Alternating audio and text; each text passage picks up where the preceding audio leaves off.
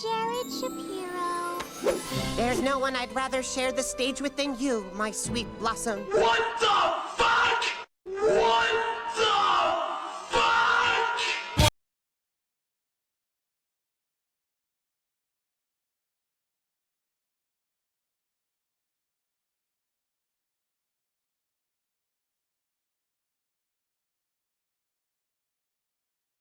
So, we've finally come to this. Powerpuff Girls 2016 at this point is certainly no stranger to controversies if the Donnie, Bellum, and Bliss situations are anything to go by, but this episode in particular sparked undoubtedly the biggest outrage of them all, the Jared situation. A few of you may recall that I posted a video on this subject back when the whole fiasco was first coming out. Heck, the thing is still the biggest video on my channel to date, and is probably the reason why a lot of you found my reviews in the first place. I did ultimately privatize that video due to the unnecessary hate comments I was getting directed towards the writer in question, and I'm not really a fan of being around that sort of environment. Let's try not to make a repeat of that again in this video's comment section. Today we're looking at A Star is Blossom, and let me just say, what an awful title pun that one is. Not just because of the zero effort wordplay, but also because it doesn't even reflect what happens in the episode, but we'll get there when we get there. In case it wasn't obvious enough, a big percentage of this video is going to be me talking about the Jared fiasco in retrospect now that it's been about a year and a half since the whole thing went down. So grab your sodas and popcorn, kiddies, because without further ado, let's roll. Act 1. The setup. Okay, so precisely 0 seconds into this episode and it's already garbage. Alright, maybe that's a bit farcical of me to say, but the fact of the matter is that the usage of this opening card is nothing short of wasted opportunity. What do I mean? Well, the episode is clearly going for a reference to the 3-act structure of a stage play in announcing this opening segment of the episode as Act 1. The problem comes in when it is revealed that the segment cards for Act 2 and 3 never appear. We certainly get intermission and epilogue cards, but the distinct lack of an Act 2 and Act 3 just makes this feel incomplete and, honestly, half-assed. This ends up implying that the whole entire episode is just one big act, which simply isn't the case at all because there is a confrontation and resolution in the latter half of this plot. Literally speaking, the whole thing is just a setup for something else that we never get to see. Moving forward with the actual plot of the episode, we begin with a few nameless Elemental high schoolers talking about the upcoming school play of the season. What's the point? Blossom always gets the lead. Yeah, she's the greatest actress ever. Huh. So apparently Blossom is revealed to be an actress now? That's funny, I thought she was a terrible actress in that one video Bubbles had her do. And how many school plays was she in exactly?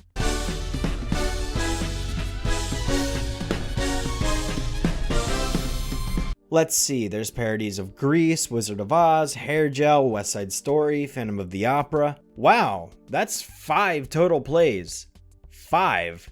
Geez, how much time has passed within the show's canon that there were 5, I repeat, 5 fucking school plays for Blossom to star in? And don't even get me started on the sheer genius behind some of these puns. Wizard of Ooze instead of Oz, Hair Gel instead of Hairspray. Oh yeah, get this one. Scary Ghost of the Opera. You know, at least Bubbles has the same number of syllables as Phantom. Oh, and East Side Story because that's the opposite of West. East? I thought you said West. That's West, Patrick. You're fired again. Also, canonically speaking, this doesn't really make much sense because unless the school is doing a play once a month, there's no way Blossom would have been in 5 school plays without at least a couple of years passing. Those things take months to coordinate between all the planning and drafting and casting and rehearsing. Honestly, I would have been more convinced had this been their 2nd school play and Blossom was just hoping to return as lead actress from last year. Speaking of, Blossom comes floating in alongside her sister Bubbles, who thanks her for convincing her to partake in the school play this year. I'm genuinely surprised Blossom is the girl who's supposedly this great actress and not Bubbles, who seems to have way more appreciation for the arts than Blossom does, but that's likely because there was a reason why Blossom was chosen instead. Which brings us to this. Jared Shapiro. There's no one I'd rather share the stage with than you, my sweet Blossom. You have my heart forever! Jared Shapiro. Allow me to preface this by saying that I will be describing the situation exactly how I see it based on the information publicly provided. After this video, I wish to be completely done covering the subject and, quite frankly, hope I never have to talk about this again. Alright, here goes nothing. Before I begin, I think it's important to clarify one of the most important details that people seem to glance over whenever this whole debacle is brought up in conversation. Jared Shapiro is not a self-insert. I'll admit this was something I had initially gotten wrong. According to various online sources, Jared was never created by the writer that he's voiced by, but by other staff members who decided it would be funny to base Jared's design off of said writer. Now, I don't necessarily know how true this claim is, considering all I have to go off of is a Gizmodo article and a Twitter thread, but these sources are both referencing people who apparently worked on the show, so I'm at least inclined to believe this to a degree. Allow me to give both sides of the story for those of you who aren't up to speed, and then I'll address my conclusions on the whole thing.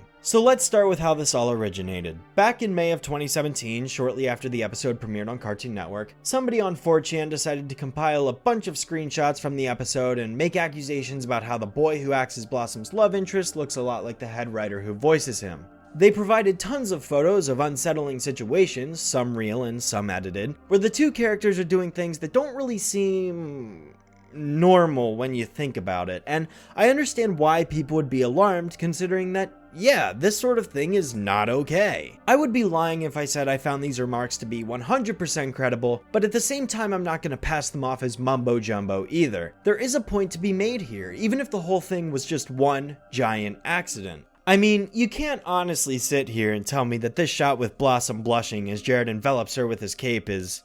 Ugh, I can't even finish saying this out loud without feeling disgusted. But before I make any claims of my own, I'd like to mention the other side of the coin. A few days after the Jared situation blew up, a Gizmodo article was posted discussing how the whole fiasco was actually one big hoax. Apparently, someone from Cartoon Network was interviewed and stated that Jared was never created by the person who voices him. Instead, however, they admit that the other head writer and a co-executive were the ones responsible for his creation. So, repeat after me everyone, Jared Shapiro is not a self-insert. Repeat. Jared Shapiro is not a self-insert. Do I think that the VA gets off scot-free as a result? Well, not quite. As it stands, Jared was initially created by somebody else to be Blossom's love interest in his debut episode Snow Month, if this article is entirely correct, so Jared is not their creation. However, at the end of the day, the writers still chose to include said character in several other episodes that they wrote after Snow Month was written, including this one. So I think people are justified in questioning the things that occur in this episode considering they were written by this person. The writer had the ability not to bring Jared back into other episodes, but they did so anyways. He could have been a one-off character. I should also mention that according to that Twitter thread by another staff member, the workers, quote, thought it would be funny to model a nerdy love interest after him and then because of that figured it was fitting for him to VA, aka voice act for him. Well, that was a dumb decision, wasn't it? I mean, I can't necessarily blame them because they didn't have the foresight to expect this would blow up in their faces, but then again, this decision was also made by the ones responsible for the abysmal wreck that is Once Upon a Townsville, so I really can't say that I'm surprised here. I commonly hear, well, what's the big deal? It's a cartoon. There are plenty of other love plot lines like this featuring kid characters that are voiced by adults. Okay, but how many of those instances feature the characters being written and voiced by the same person? Most of the time, the writer is an entirely separate individual, so while sure it's happened, the total number of those specific occasions are much smaller by an overwhelming percentage. The Gizmodo article lists Pendleton Ward voicing Lumpy Space Princess as a counterexample, but does Lumpy Space Princess look anything like Pendleton Ward? Okay, I can kinda see it. Sure, Justin Roiland is the voice of Morty Smith, who happens to have a deep crush for his love interest Jessica on the show, but does Justin look anything like Morty? I don't see much of a resemblance. They don't even have similar sounding names, unlike the specific case we're dealing with here. Yeah, that's another small detail that doesn't help the situation. Both have names that start with J.A. Some argue that this is just a coincidence, but this character having a similar appearance, voice, and name isn't a coincidence. And this is proven, assuming the Gizmodo article and Twitter thread are true. We've established that Jared was purposefully based on the writer in question. He was intentionally designed with this person in mind, as the official spokesperson for CN stated, which means that his physical characteristics are not an accident. I wouldn't consider this as big of a deal if the show wasn't already responsible for so many other controversies. But at the same time, Jared still comes off as super creepy regardless of the original intent. This was supposedly an inside joke amongst members of the crew, but then how is literally anyone else watching the show going to get the joke when they have no connection to what went on behind the scenes? I understand that including little references to things mainstream or obscure happens all the time, but isn't this going a little too far? It's clear to me that there was no consideration given for outside perspectives when creating this character. Regardless of the original intent, the presentation that we got set off major red flags because of the heavy implications. So it's no wonder why people were up in arms over something like this. But you know what the worst thing about the entire situation is? What bothers me most of all? It's that there was no apology. Nobody owned up to the fact that the show messed up and issued an apology because of it. I'm sorry. Apologizing is an even bigger act of war. Oh, well that explains it. I mean, it's not like this Jared thing was done on purpose. Of course not, that's an absurd accusation to make. But you know, that doesn't mean that because the one responsible didn't intend on hurting someone, they don't have to apologize for it.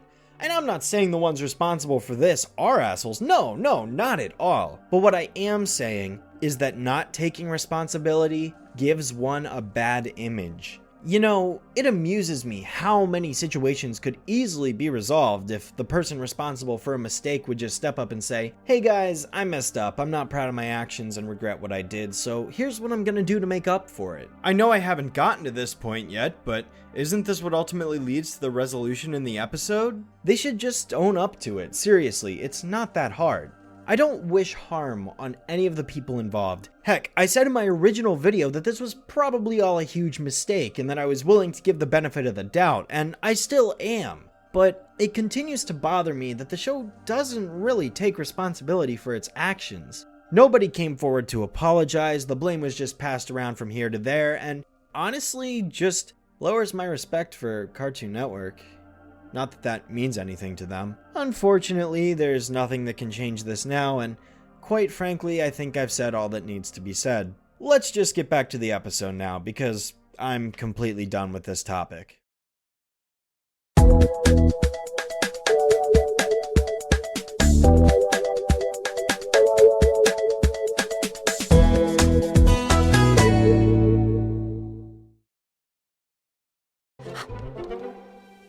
Wow, I got the male lead.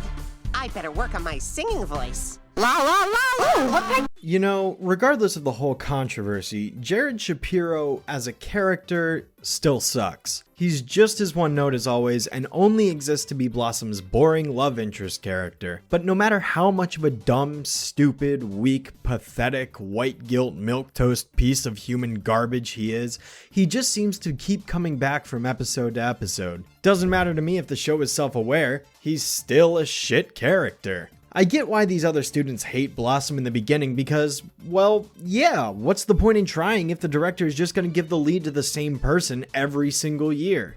That's pretty lame. Although, even though Jared got the lead once again, Bubbles was actually given the female lead instead of her sister Blossom, which is where the main conflict of this episode arises. Instead, Blossom gets given rock number 3, and Buttercup essentially gets shoehorned in as the head of special effects because I guess there was nothing else for her to do. It never really leads anywhere, so Buttercup's presence doesn't add much. Shortly after her introduction, the director walks in looking awfully similar to Bianca Bikini, head shape, hairstyle, and all, but no, she's not Bianca in disguise, although she does end up going through with an evil plan.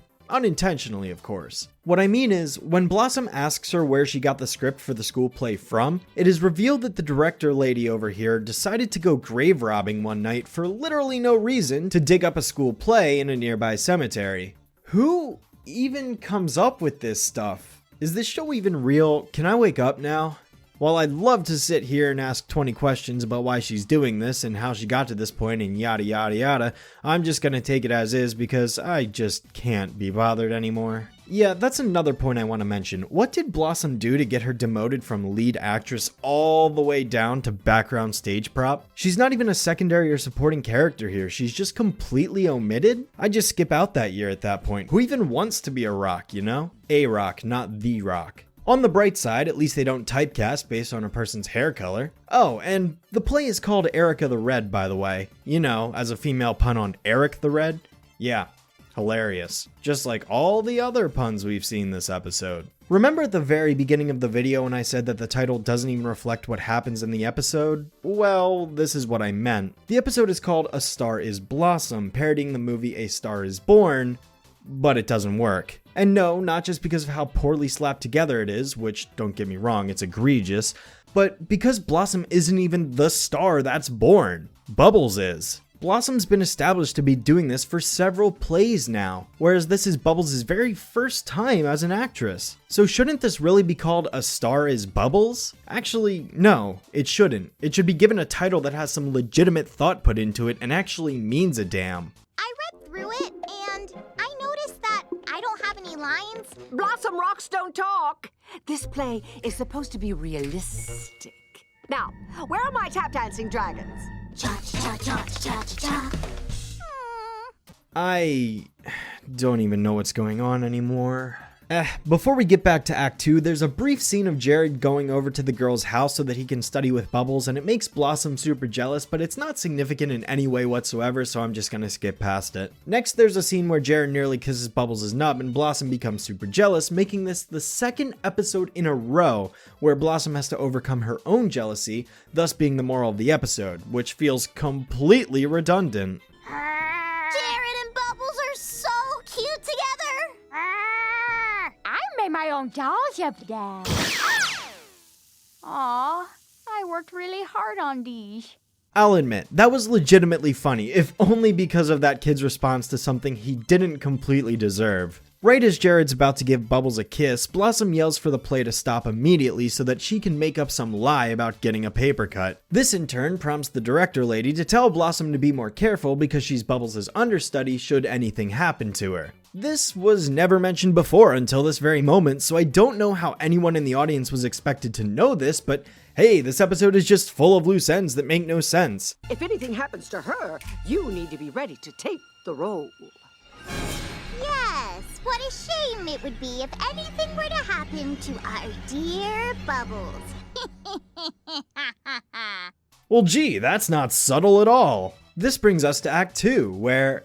oh, yeah, there is no Act 2. You know, this would have been a great gimmick if the episode literally didn't drop it after the opening title card, because it would have fit into the stage play motif perfectly, and what a poor missed opportunity. I digress. Blossom leads Bubbles down into the boiler room so that she can lock her in the closet and take her place on stage, but let's just ignore the fact that Bubbles could just bust the door down and get right out no problem, right? I mean, wow, this is bad. Maybe not as insulting as the rope issue from Super Sweet 6, but still pretty bad. Buttercup even shows up out of nowhere and Blossom just throws her right in too, as if that's going to change anything. How did she get down there? How did she even know they were down there? And why does it take them so long to break out of there? They literally don't get out until Blossom is already on stage and Jared is captured by this ancient warrior riding a motor chariot. Oh, yeah, I should probably explain that. So Jared's on stage with Blossom to the side and he begins to read this enchanted book that the director had stolen from the gravesite as mentioned earlier, when all of a sudden a beam of light shines out and the real legendary warrior, Erica the Red, shows up. My question is, why is Erica the Red only showing up now? Is this implying that this scene was never practiced in rehearsal and Jared is just expecting to read this spell flawlessly on his first go? Which he does do, by the way, when it's in an entirely separate language? Thanks to Jared being a shit character, that's exactly what's implied because it happens. Erica descends from the heavens riding on some type of motor chariot and claims him for herself, taking him back to her own realm where they will marry, blah blah blah. Buttercup and Bubbles show up after getting out, blah blah blah. The show throws in some more toilet humor, blah blah. Bubbles, what are you doing here? Blossom said you were in the hospital with violently explosive diarrhea. Oh, did she? So nearly every single episode of Season 2 has had bathroom humor so far. How wonderful. Erica takes Jared back with the girls in hot pursuit, although Bubbles thinks it's more important to argue with Blossom than prioritize another human being's life that's at stake. Did I mention that the name of Erica the Red's realm is called Galhalla? You know, like Valhalla, but with a G because girls? This is also where the intermission title card shows up, by the way. Dearly beloved, we are gathered here today to marry this 3,000-year-old warrior to this small boy. This isn't how I pictured my wedding day, but okay. I love how that's basically the exact same voice right there. And so the girls show up and decide to do battle with Erica, although Bubbles decides that it's more important to argue with Blossom about hogging all the attention for herself. Honestly, I agree with the message it's going for here, but the fact that Bubbles chooses to do this during the actual confrontation is what turns me away from it. Like, this shouldn't really be the priority when all Blossom is trying to do is save Jared's life, but for her to be that blind in the situation just lessens her credibility in my eyes. And to make matters worse, she doesn't even make Blossom apologize for locking her in the boiler room closet. It's almost as if that plot point was just completely forgotten about. And I should also point out that Bubbles' argument isn't necessarily true, considering we've had episodes like Viral Spiral and 15 Minutes of Fame, 2 episodes that feature Bubbles in the spotlight getting a ton of attention. Personally, I think it's better to fight now, talk later, considering there's no guarantee they can get Jared back from Erica if they don't act immediately. Instead, Buttercup just keeps Erica busy while the other two work things out. My betrothed is mine, and we are in love. Isn't that right, whatever your name is? It's Jared. Quiet! The women are talking. And I'll let that speak for itself. So, Buttercup fights back while Bubbles and Blossom talk things out and resolve their issues, with Bubbles explaining that she was upset because Blossom never congratulated her for earning her part in the play. This is annoying because instead of seeing some kick-ass action breaking out, we're stuck just seeing Buttercup fly back and forth off screen while Bubbles and Blossom just stand there and talk. Because that's clearly the thing that kids want to see more of. And to be completely fair, I sympathize for Bubbles in this episode specifically, but there's a time and place for everything. After all that, Buttercup fails to defeat Erica, so Blossom decides to let Bubbles have a chance to best her in combat, to which she wins by giving her a paper cut. A callback to when Blossom was complaining about having one earlier in the episode. Jared is ultimately saved, they all go back to Townsville, and the play goes on without a hitch. That is, until Bubbles calls for her understudy when Jared is about to kiss her. Why was she comfortable with that earlier on in the episode then? And wait a second, I thought Buttercup was in charge of special effects. Why is she suddenly rock number 2? And how is the stage completely fixed without any damage whatsoever? And is nobody going to acknowledge the fact that this director should be arrested and punished not only for using a cursed text to put on a play which in turn caused thousands of dollars in damage to school property, but also for grave robbing? You know, I don't think I've ever been more tired out making a review than I was for this one, if only because of the controversy that was surrounding it. Yeah, I get that the topic is dead from now until like probably forever, but hey, I thought it'd be good to look back at it now that the time has gone by and the dust has settled. Overall, I think that even without the bad karma surrounding it, it's not a very good episode because the structure is lacking, the delivery is contrived, and there are a lot of miscues and ingenuine moments that weren't given any thought. I also think that the Jared thing wouldn't be as big of a deal to some people if Blossom was actually trying to take Bubbles' position because she wanted to continue her streak of having the lead role, rather than being kissed by this stupid fucking boy. All in all, a low-tier episode at best. The reboot has done worse, but it's also done way better. Till next time, Shadowstreak, signing off.